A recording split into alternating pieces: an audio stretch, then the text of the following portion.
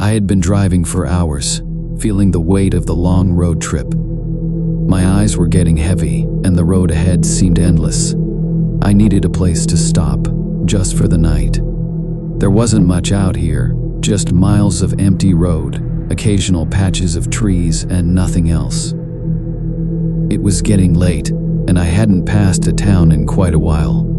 My GPS had lost signal an hour ago, and I hadn't seen another car in even longer. Just as I was starting to wonder if I should pull over and sleep in the car, I spotted a dim, flickering neon sign in the distance. Motel, vacancies. Relief flooded through me. I pulled off the highway and drove down a narrow gravel road that led to a small, isolated motel.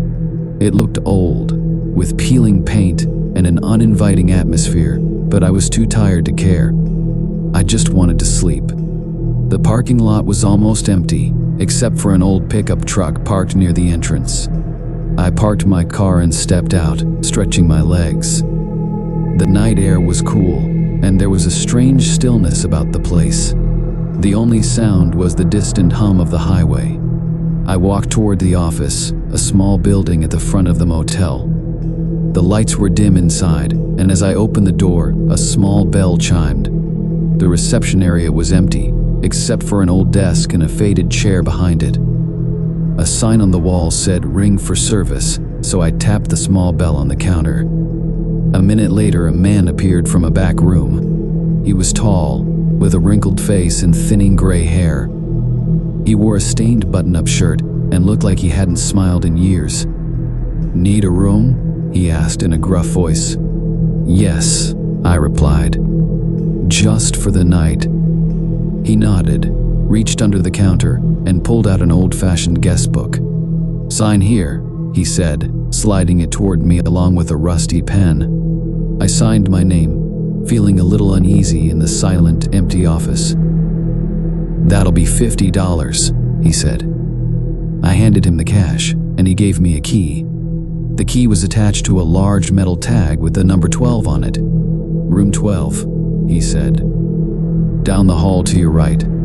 I thanked him and turned to leave, but something about his expression gave me pause. His eyes followed me as I walked out the door, and I couldn't shake the feeling that he was watching me a little too closely. I brushed it off as nothing, just a tired mind playing tricks. After all, I was exhausted, and everything feels strange when you're that tired. The motel was shaped like an L, with all the rooms facing the parking lot. I found room 12 easily. The door was chipped and faded, like everything else at this place. I unlocked it, pushed the door open, and stepped inside.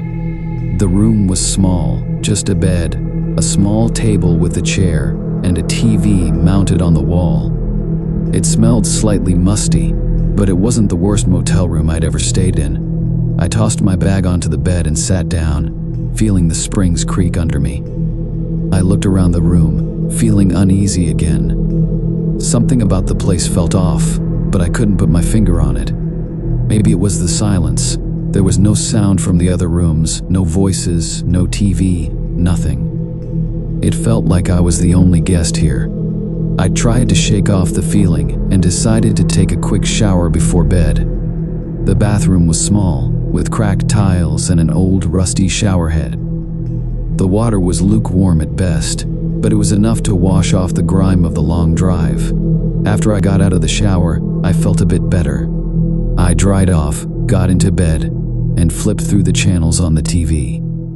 Most of the channels were static, but I finally found an old movie playing. It was in black and white, something from the 1950s.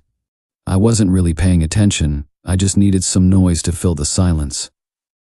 I lay in bed, staring at the flickering screen. My eyes were getting heavy, but I still couldn't shake the feeling that something was wrong. The air in the room felt heavy, like it was pressing down on me. Every now and then, I thought I heard something, like footsteps, or maybe the creaking of the floorboards outside my door. I told myself it was nothing. Just the motel settling. Old buildings make noises, especially at night. But the more I tried to ignore it, the louder the sounds seemed to get. Finally, I couldn't take it anymore. I sat up in bed and listened carefully, straining to hear over the noise of the TV. At first, there was nothing, just the faint hum of the static on the screen. But then, I heard it again, soft, shuffling footsteps, like someone was walking slowly down the hallway outside my door. My heart started to race. I grabbed the remote and turned off the TV, plunging the room into silence. The footsteps stopped. I held my breath, listening for any sign of movement, but the hallway outside was silent. Maybe it was just the old man from the office. Maybe he was checking on the rooms or something. I told myself there was no reason to be scared, but deep down, I didn't believe it. I got out of bed and walked slowly toward the door. I pressed my ear against it, listening. For a moment there was nothing. But then, just as I was about to step back, I heard it again, soft footsteps right outside my door. I jumped back, my heart pounding in my chest. I grabbed the chair from the table and wedged it under the doorknob, just in case. I wasn't sure what was going on, but I wasn't about to take any chances. I stood there staring at the door, waiting for something to happen. But the footsteps had stopped. Everything was quiet again, except for the sound of my own breathing. I tried to calm down. Maybe it was just my imagination. I was tired, and this place was creepy enough to make anyone paranoid. I climbed back into bed, pulling the covers up to my chin, and tried to tell myself everything was fine. But just as I started to relax, there was a loud knock on the door. I froze. The knock came again, louder this time. Whoever was out there, they weren't going away. "Who's there?" I called out, my voice trembling. There was no answer, just another knock, slow and deliberate. I stayed in bed, too scared to move. My mind raced with possibilities. Was it the old man from the office? Someone else staying at the motel? Or was it something worse? The knock came again, harder this time. The door rattled in its frame, but the chair I'd wedged under the knob held. Whoever, or whatever, was out there, they weren't getting in. Suddenly, the knocking stopped. The silence was worse than the noise. I waited, my heart hammering in my chest, listening for any sign of movement. Then, slowly, I heard footsteps walking away from the door.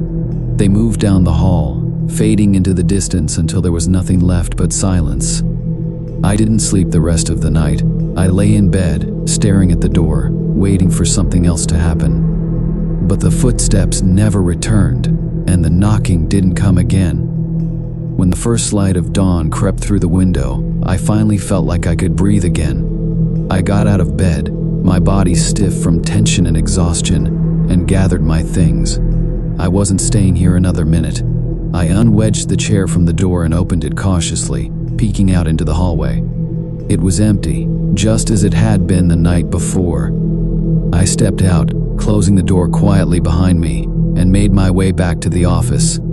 The old man was there, sitting behind the desk, just as he had been when I checked in.